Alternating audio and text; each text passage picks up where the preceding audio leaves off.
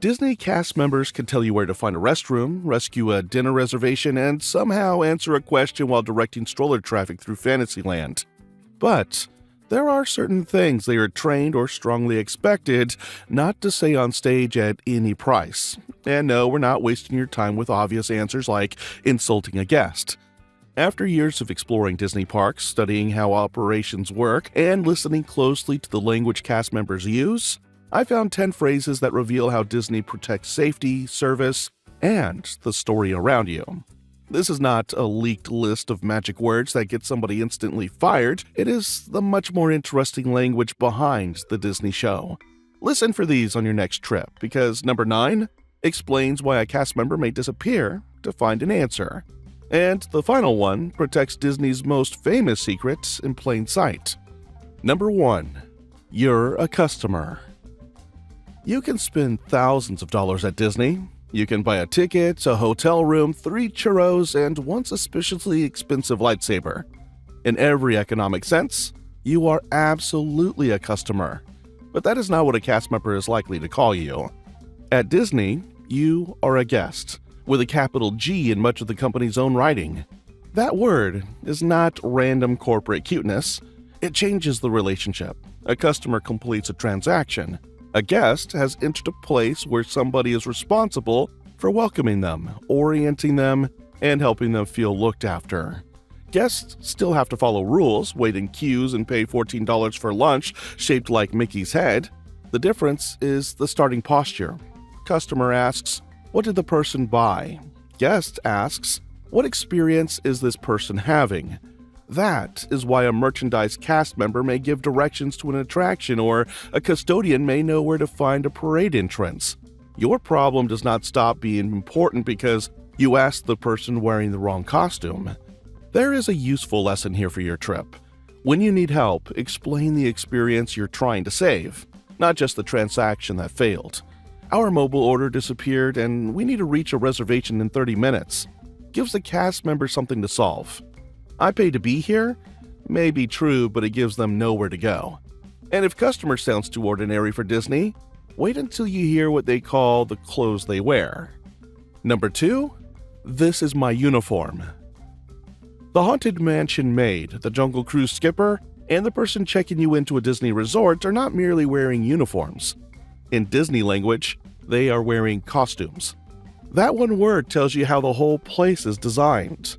A uniform identifies a worker. A costume supports a role. The plaid vest on Main Street, USA, the weathered clothing in Galaxy's Edge, and the safari-inspired outfit at Animal Kingdom are pieces of visual storytelling. Even less theatrical roles are part of what Disney calls the show. This is why you notice costume boundaries. A Tomorrowland cast member generally does not wander through Liberty Square for no reason. Put the wrong costume in the wrong land, and the illusion becomes a little thinner. Disney's own career material still describes both costumed and non-costumed cast members as part of the guest experience. So the vocabulary is not just fan trivia left over from 1971. It reflects an operating idea. Everything a guest can see contributes to the story. For you, the practical benefit is recognizing the role. A cast member in an attraction costume is usually your best first stop for questions about that attraction. A blue and white plaid guest relations cast member is equipped for more complicated ticket or experience issues. And any cast member can help you find the right person. But a costume does more than identify a role. It marks where the performance begins, which leads to a phrase you almost never hear from someone who is taking that performance seriously. Number 3. I'm just an employee. Disney does have employees. Inside the parks, though, the preferred identity is cast member. Their role affects the audience whether they are delivering a scripted line or simply answering, "Which way is Pirates?" Disney divides much of the working world into onstage and backstage. Onstage is where the guest can experience the cast member. A custodial hallway is backstage. Step through the door into Adventureland and the same person is on stage before saying a word. That is why "I'm just an employee" clashes with the model. The word "just" gives away responsibility. It says, "I am separate from what is happening around me." Disney's show key says the opposite. The environment, the details, and the people all help maintain the experience. Now, cast members are human. They have hard days, limited authority, and thousands of guests asking where the 3 o'clock parade happens. Calling them cast members is not permission to demand a performance from someone in distress. Courtesy works in both directions. But watch what happens when you approach respectfully. Instead of asking, "Do you even work in this area?" try, "Could you point me toward the person who handles this?" That language gives them an easy handoff without trapping them in a role they do not control. And that handoff matters most when the problem is not a missing snack, but a $65 million attraction that has suddenly stopped moving. Let's take a quick temperature check. These first 3 phrases sound like vocabulary, but they expose the larger system. Disney frames the park as a show, the workforce is a cast, and you as a guest inside the story. From here, the language gets more serious. The next group covers breakdowns, missing children, and rules a cast member cannot bend just because your vacation clock is ticking. And later, we are getting to the 2 answers Disney has the strongest reason to replace. Number 4. The ride is broken. You have probably heard guests say this one at full volume. "Rise of the Resistance is broken again!" A cast member is much more likely to say the attraction is temporarily unavailable, experiencing a delay, or not operating at the moment. That can sound like polished corporate language, but there is a real operational reason behind it. Broken claims a diagnosis. The person standing at the entrance may know that the vehicles have stopped dispatching, but not why. The cause could be a sensor, a guest dropping an item, weather, a safety reset, or a longer technical issue. Sometimes nothing is physically broken at all. Modern attractions are designed to stop when the system detects a condition that needs attention. The careful language prevents a guest from becoming park-wide misinformation before maintenance has even opened a panel. It also protects the safety key. Cast members should communicate what guests need to do: exit, wait, return later, or follow instructions, without inventing technical details that could confuse the situation. Here is how to get a more useful answer. Do not keep asking, "What broke?" The entrance cast member may not even know, and they may not be allowed to share internal operational details anyway. Ask, "What are my options right now?" or "Where should I watch for an updated status?" That may lead you to the app, a nearby entrance, or a guest relations conversation if the interruption affected a paid selection. But there is a second sentence that sounds helpful during a closure and can cause even more trouble than the word broken. Number 5. I promise it'll reopen at... Picture this. You're outside Remy's Ratatouille adventure. The doors are closed, dinner is in 90 minutes. A cast member says, "I promise it will reopen at 6. You reorganize the entire evening around that sentence. 6 arrives, the attraction does not. Now the original technical problem has become a trust problem. That is why experienced cast members avoid guaranteeing a reopening time unless operations has provided something firm enough to communicate. And even then, you will often hear careful words such as estimated, expected, or subject to change. Attractions are complex systems. A reset can take minutes, then reveal another issue. Weather can clear and return. A show can be delayed by conditions nobody at the entrance controls. The same logic applies beyond rides. A cast member should be cautious about promising a character appearance or guaranteeing that a viewing area will remain open. Disney's public information repeatedly notes that offerings can change. Listen for the difference between a fact and a forecast. The next performance is scheduled for 7 is information. You will absolutely get in is a guarantee. When plans become uncertain, ask for decision points. If it is still unavailable at 6:15, what would you do? That invites local knowledge without forcing the cast member to predict the future. You may get a smarter fallback and preserve more of your night. Uncertainty is frustrating, but in the next situation, Disney's careful language is designed to keep panic from outrunning the facts. Number 6. We lost your child. Disney's public pages still use familiar headings like lost children, so do not believe anyone who claims the word lost is universally forbidden. The more revealing phrase in active guest service is separated child or separated guest. Why? Because "we lost your child" is both inaccurate and emotionally explosive. Most situations begin with a family becoming separated in a crowd. The park is not to misplace someone like a suitcase. Cast members focus on reunification, the last confirmed location, clothing, companions, and which team needs the information. At Walt Disney World, a separated child found in a park can be escorted to the baby care center and cared for until the parent arrives. Disneyland likewise directs found children to designated care locations with cast member and security assistance. The exact response can vary by location and circumstances, but the language stays calm because calm produces better information. If this happens to your family, find the nearest cast member immediately. Do not have every adult sprint in different directions without coordination. Give a current photo if you have one, describe clothing rather than only height, and identify the last confirmed location. Follow cast members' instructions instead of trying to run your own search operation through restricted areas. Before the trip, teach children to stop and approach a cast member with a name tag. Older kids should know the adult's phone number. A small information card can help younger children. The words are deliberately unemotional. The response is not. And the next phrase reveals why the first cast member you find should never make you feel like you chose the wrong one. Number 7. That's not my department. This may be the least magical sentence in customer service. It's also different from an honest boundary. A cast member can absolutely say, "I cannot make that change here," or "only guest relations can access that."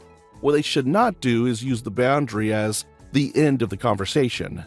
Disney job listings routinely emphasize answering guest questions, offering assistance, problem solving, and directing people to the right resource. The cast member at the popcorn cart can't repair your ticket. The attraction host cannot modify a hotel bill.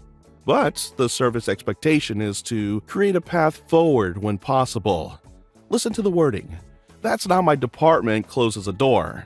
"I'm not able to do that here, but the guest experience team can help you at the Blue Umbrella" opens one. This is where Disney's courtesy and efficiency keys meet. Courtesy means you're not dismissed. Efficiency means the person should not pretend to possess authority they do not have. The best response is not always solving the problem personally. Sometimes it is making the cleanest possible handoff. You can help. Explain what happened, what you need, and what deadline matters. If you were already redirected, say where you started so you don't get bounced in a circle. There's also a limit. A cast member does not owe you a policy exception because another person sent you to them, which brings us to the next phrase that separates famous Disney service from unsafe people-pleasing. Before we get there, though, we just crossed the line from protecting the show to protecting people. A careful phrase can prevent a rumor during a ride stoppage, lower panic during a family separation, or turn a dead end into a useful handoff. But the final 3 go deeper. One is the answer guests sometimes try to purchase with anger. One explains Disney's obsession with finding information. And number 10 is the sentence a performer can avoid for years, even after leaving the park. Number 8. I'll make an exception to the safety rule. Disney is famous for trying to create a yes. That has produced a dangerous myth that cast members are never allowed to say no. They are. They must. Safety is the first of Disney's 5 keys. Courtesy, inclusion, show, and efficiency matter, but none of them outrank a height requirement, a restraint check, an evacuation instruction, or a restricted area. No amount of "but we came all this way" makes a child taller. A cast member cannot ignore a faulty restraint, lightning procedures, or a restricted area because it would save your vacation plan. And this is where "at any price" becomes literal. Offering money, gifts, or pressure does not transform a safety rule into an upgrade. It puts the cast member in an impossible position and wastes the time you could use finding an alternative. The important distinction is between a safety requirement and an operating policy. A cast member may have options when a mobile order goes wrong. They do not have creative discretion over a minimum height marker. If you're unsure which kind of rule you have encountered, ask, is this a fixed safety requirement or is there another approved option? That question respects the boundary while inviting approved solutions such as rider switch, an accessible boarding process, a different attraction, or a later return. The cast member is not the villain who ruined the ride. They are helping keep it safe enough to exist. And when a cast member does not know which options to apply, there is one tiny phrase Disney service culture famously refuses to leave standing by itself. Number 9, I don't know. This phrase may be the most misunderstood item on this list. Cast members are not expected to know everything. Walt Disney World is roughly the size of a city. Schedules move, policies change, menus change, transportation changes. Somewhere at this exact moment, a guest is asking a custodial cast member whether a specific popcorn bucket will be restocked 3 Thursdays from now. It's possible.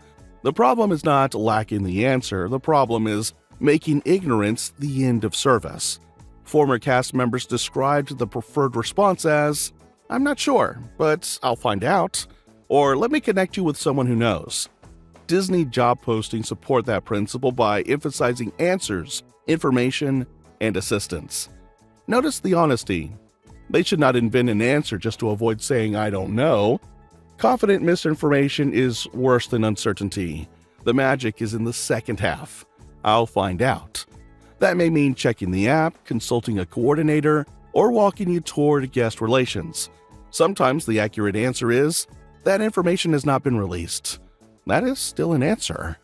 If you ask an extremely specialized question, give the cast member room to research. Don't turn their pause into a trivia contest.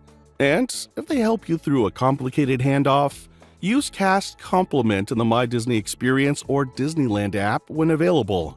Include their name, location, and approximate time. Specific recognition is far more useful than saying, "Everyone was great." But there is one category where a cast member may know the answer perfectly and still choose a more magical truth. Number 10. I play Mickey Mouse. This is the big one. A Disney character performer does not casually tell guests, "I am Mickey Mouse, I play Goofy," or "that was me inside the costume." In Disney language, performers are famously described as being friends with a character. That wording protects character integrity. The idea that Mickey is Mickey, Cinderella is Cinderella, and the child meeting them is not asked to negotiate the machinery behind the moment. Disney has publicly defended its expectation that cast members uphold character integrity, and current entertainment job listings still use that exact concept. It affects more than what someone says during a meet and greet. Performers study signatures, gestures, poses, and character history so that the personality remains recognizable across locations and appearances. Face characters have an extra challenge because guests can ask anything. Ask Ariel about a smartphone, and she may interpret it through her world. Ask a character why they were in another park earlier in the day, and you're unlikely to receive a lecture about scheduling and performer rotation. The response preserves the story without mocking the guest. Trying to expose a character in front of children is not as clever as you think. It drags another family into a conversation they did not choose. Want a better interaction? Give the character something they can play with. Ask Donald about Mickey. Ask a princess about another character from her story, or wear an item that creates a visual joke. Specific prompts produce a more memorable moment than shouting, "Who's inside there?" Disney's language is not meant to convince adults that fabric and foam are alive. It gives everyone permission to participate in the story for 30 seconds without someone breaking it on purpose. That is the thread connecting all 10 phrases: guest, costume, temporarily unavailable, separated, and I'll find out. Each replace language that is colder, riskier, or less useful. The words do not create Disney magic by themselves. They guide the next action. Which phrase surprised you the most? And what is the best answer you have ever heard a cast member give? Tell us in the comments. Then like and share this episode. Subscribe for more Disney secrets that actually help your trip, and click the next video on the screen, because your adventure is just beginning.